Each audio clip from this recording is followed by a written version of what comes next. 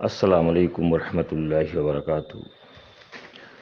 حفظ الایمان کی عبارت مولانا اشرف علی تھانوی رحمۃ اللہ علیہ کے بارے میں جو طرح طرح کی باتیں چل رہی ہیں، اس سلسلے میں کچھ میں وضاحت کر دینا چاہتا ہوں تاکہ لوگوں کو صحیح بات معلوم ہو جائے۔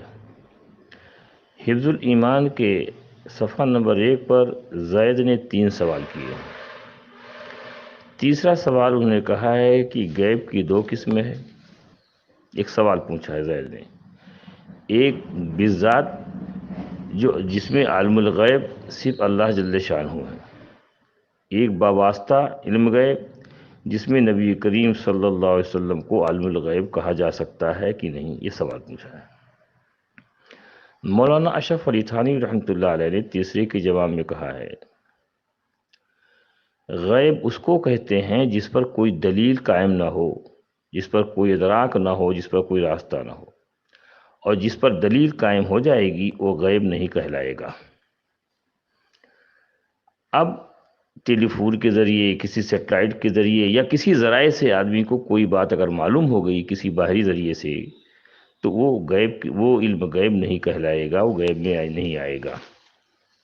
اس کو مولانا اشرف علی تھانوی رحمۃ اللہ علیہ نے اپنی کتاب میں لکھا، غیب اس کو کہتے ہیں جس پر دلیل قائم نہ ہو۔ نبیوں کو جو غیب کی باتیں اللہ بتاتے ہیں، نبی کو علم غیب نہیں تھا، بلکہ نبی کو غیب کا علم ہوتا تھا۔ اللہ تعالیٰ جتنا ضرورت سمجھتے تھے، جس نبی کو جتنا چاہتے تھے، وہ غیب کا علم بتاتے تھے۔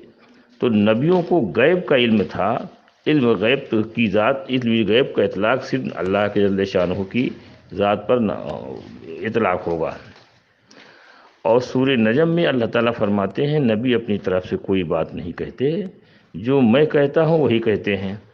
اور اللہ جل شانہ جتنا جس نبی کو چاہتے ہیں غیب کا علم عطا فرماتے ہیں، غیب کی باتیں ہوتی ہیں۔ اس سے ظاہر ہوا نبیوں کو غیب کا علم تھا، علم غیب کا تعلق صرف اللہ کی ذات سے ہے۔ اب آگے آئی اشرف علی تھانوی رحمۃ اللہ علیہ کی عبارت پر۔ انہوں نے پوچھا، زید کی بات اگر صحیح ہے تو اس غیب سے مراد کل غیب ہے یا بعض غیب ہے؟ اگر بعض غیب مراد ہے تو اس میں تو بعض غیب تو کسی نہ کسی، ہر آدمی کو کچھ نہ کچھ ایسی باتیں معلوم ہوتی ہیں جو دوسرے کو نہیں معلوم ہوتی ہے، بلکہ سبی، مجنون، بھر، پاگل اور بچوں کو کچھ ایسی باتیں معلوم ہیں جو دوسرے کو نہیں معلوم ہے۔ تو اس میں نبی کریم صلی اللہ علیہ وسلم کی کیا تشخیص ہے؟ تو اگر کچھ باتوں کو علم غیب مانا جائے گا تو ہر آدمی کو عالم الغیب کہا جائے گا۔ معاملہ یہاں جو بحث چل رہی تھی وہ عالم الغیب کی تھی۔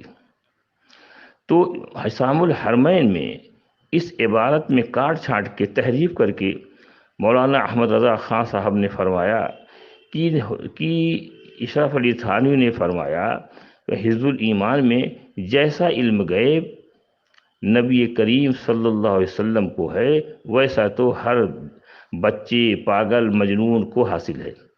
یہ عبارت کہیں سے لکھی ہی نہیں ہے کہ جیسا علم غیب نبی کریم صلی اللہ علیہ وسلم کو ہے ویسا تو ہر سبی، مجنون بچے کو ہے۔ یہ عبارت کہیں لکھی ہی نہیں ہے، بلکہ یہ کہا گیا ہے کہ علم غیب سے مراد بعض علم غیب ہے یا کل علم غیب۔ اگر بعض علم غیب ہے تو ہر آدمی کو کچھ نہ کچھ علم غیب معلوم ہوتا ہے۔ اس میں حضور کی کیا تشخیص، یہ اصل عبارت ہے، میں نے بھیج دیا ہے۔ اس میں انہوں نے تحریف کیا کہ جیسا علم غیب نبی کریم صلی اللہ علیہ وسلم کو ہے ایسا تو ہر پاگل، سبی، مجنون کو ہے۔ اشرف علی نے لکھا ہے، یہ چیز انہوں نے تحریف کر کے پوچھا ہے۔ اب اس بات کو چلتی رہی تو وہ اشرف علی تھانوی رحمۃ اللہ علیہ کے اس عبارت پر لوگوں کو کچھ تشویش ہوئی۔ تو لوگوں نے اشرف علی تھانوی سے پوچھا، یہ بتائیے آپ کی حفظ الایمان میں اس قسم کی کوئی عبارت ہے؟ جیسا کہ علم نبی کریم صلی اللہ علیہ وسلم کو ہے ایسا تو سبی، مجنون، پاگل و بچوں کو ہے۔ تو انہوں نے کہا نہیں، ایسی کوئی عبارت میری کتاب میں نہیں ہے۔ پھر تو لوگوں نے سوال پوچھا، ٹھیک ہے آپ کی کتاب میں نہیں ہے، جس کا یہ عقیدہ ہو کہ جیسا علم نبی کریم صلی اللہ علیہ وسلم کو ہے ایسا سبی، مجنون، پاگل کو ہے، اس کے بارے میں آپ کیا کہتے ہیں؟ تو اشرف علی تھانوی رحمۃ اللہ علیہ نے اسی کتاب میں بسط البنان میں لکھا ہے کہ جس کا یہ عقیدہ ہو کہ جیسا علم نبی کریم صلی اللہ علیہ وسلم کو ہے ایسا سبی مجنون پاگل کو ہے، وہ اعتقاداً کہے یا اشارتاً کہے یا صراحتاً کہے، میں اس آدمی کو اسلام سے خارج قرار دیتا ہوں۔ اب اشرف علی تھانوی رحمۃ اللہ علیہ پر یہ الزام لگانا کہ جیسا علم نبی کریم صلی اللہ علیہ وسلم کو ہے ایسا علم سبی مجنون کو حاصل ہے، قطعی طور سے غلط ہے، امت کو گمراہ کرنے کی کوشش ہے۔